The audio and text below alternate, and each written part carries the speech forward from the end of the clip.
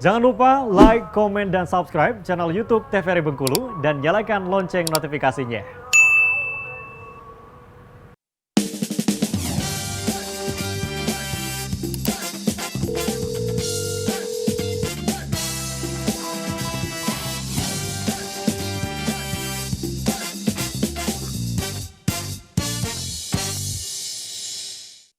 Oke, halo pemirsa TVRI Bengkulu, apa kabar? Semoga selalu dalam keadaan sehat dan tetap semangat menjalankan aktivitas seperti pada biasanya. Senang sekali rasanya Sehelda Amelia kembali menjumpai Anda dan akan menemani Anda dalam 1 jam ke depan di Dokter Kito. Dokter Kito, bersama kita sehat. Nah, pemirsa yang ingin konsultasi langsung di Dokter Kito bisa kontak WhatsApp di 0851 7676 4648. Sekali lagi di 0851 7676 4648 atau bisa komen di postingan Instagram TVRI Bengkulu. Nah, pemirsa, hari ini tentunya saya tidak sendiri, sudah kita datangkan narasumber yang aktual dan dapat dipercaya. Langsung saja kita sapa, ada Dr. Sony. Halo dokter. Halo. Apa kabar? Alhamdulillah sehat. Alhamdulillah sehat. Kesibukan aman, Dok? Aman. Aman ya. Sudah siap memberikan edukasi kepada pemirsa di rumah? Siap insya Allah. Oke, siap. Selanjutnya juga ada Dokter Junia. Halo dokter. Halo. Apa kabar? Baik, baik. Alhamdulillah. Alhamdulillah. Kesibukan aman dok ya? Aman, aman. Aman ya. Tadi berangkat ke sini dikawani atau ditemani oleh embun pagi? Oh iya, iya. Berembun ya iya, pagi ini ya? Iya, agak mendung ya. Agak mendung ya. Tapi tetap semangat ya dokter ya, Semangat. memberikan edukasi kepada Harus pemirsa semangat. di rumah. Oke, hari ini kita bersama Dokter Sony dan Dokter Junia akan membahas mengenai diare pada anak. Diare pada anak ini umumnya terjadi karena infeksi kuman yang menyebar ke tubuh manusia melalui makanan atau minuman yang telah terkontaminasi. Tapi secara spesifik kita akan mendengarkan penjelasan singkat dari Dokter Sony sebelum kita masuk ke materi kita hari ini. Silahkan Dokter Sony. Oke, terima kasih. Halo sahabat TVRI semua. Jadi materi hari ini kayaknya cukup menarik ya. Iya, menarik. Karena memang benar sering dialami sama ibu-ibu. Apalagi yang baru punya anak pertama, terus anaknya diare, pasti paniknya bukan main. Panik banget ya, hektik ya. Malamnya diare, padahal cair baru sekali ya. Tapi udah langsung cemas gitu kan, langsung dibawa ke RS atau bahkan pengobatan Iya. ke FKTP. Jadi mungkin nanti lebih jelasnya bakal kita jelasin semua di depan. Oke, langsung saja dokter. Oke, boleh ya. Sambil berdiri. Oke. Baiklah, pada hari ini kita bakal membahas tentang diare pada anak. Jadi, diare ini merupakan salah satu penyakit yang ada di saluran pencernaan ya. Jadi, secara umum, secara global memang angka diare ini masih menjadi penyebab pertama terkait kematian balita.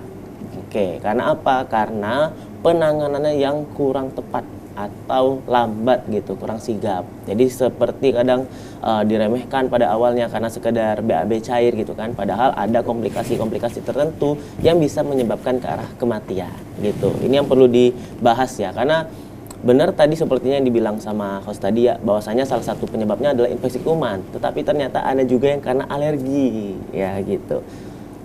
Oke, ini secara umum dulu. Jadi secara umum konsep diare ini harus dimengerti dulu.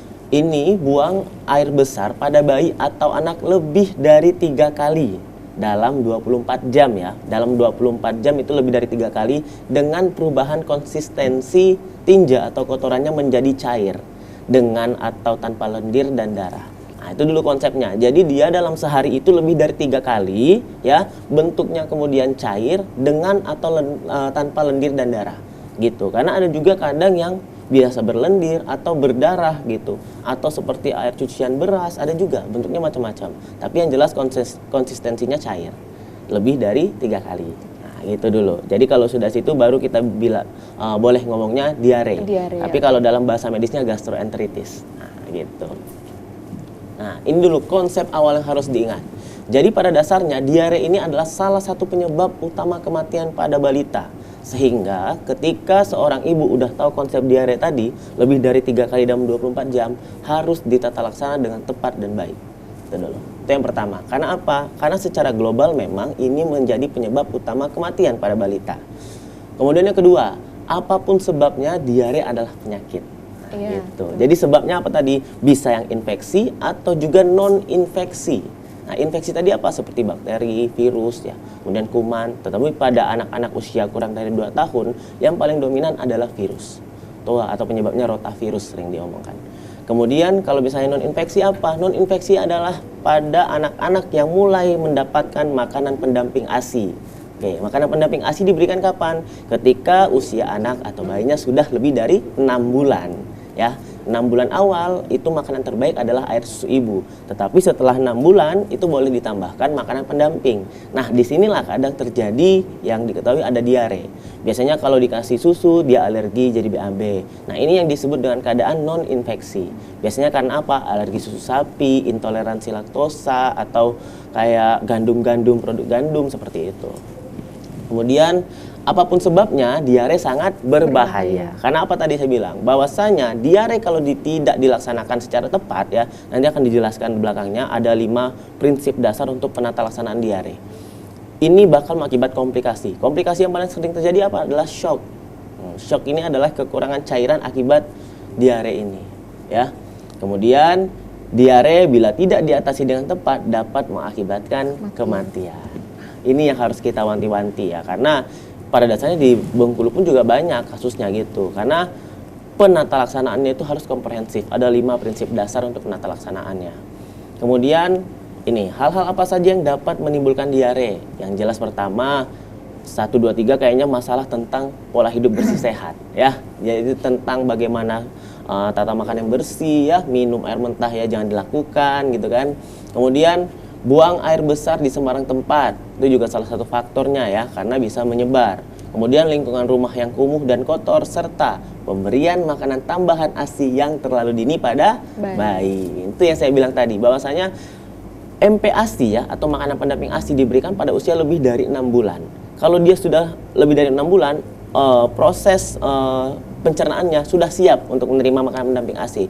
Tapi kalau misalnya kurang dari 6 bulan, jangan dulu.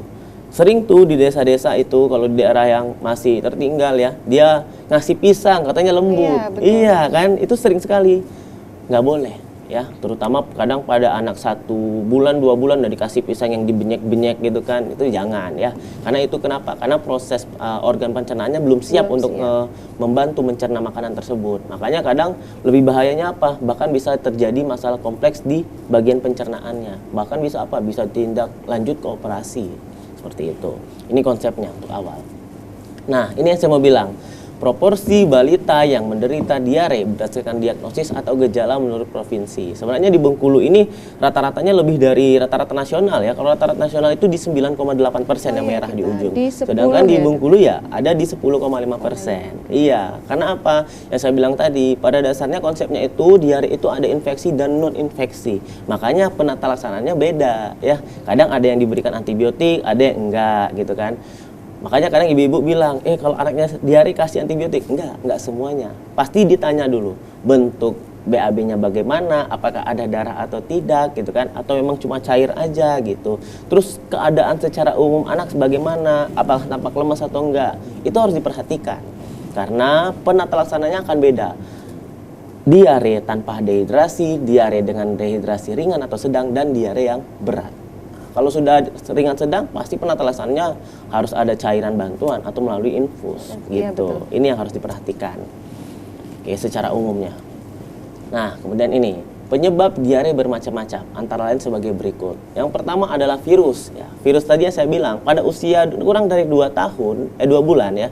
Biasa 2 tahun juga bisa 2 tahun, itu rotavirus adalah yang paling dominan ya untuk akibat penyebab diare. Makanya kadang dokter pengobatannya hanya sebagai simptomatiknya saja, sesuai gejalanya aja. Kok nggak dikasih antibiotik dok? Anak saya nggak perlu.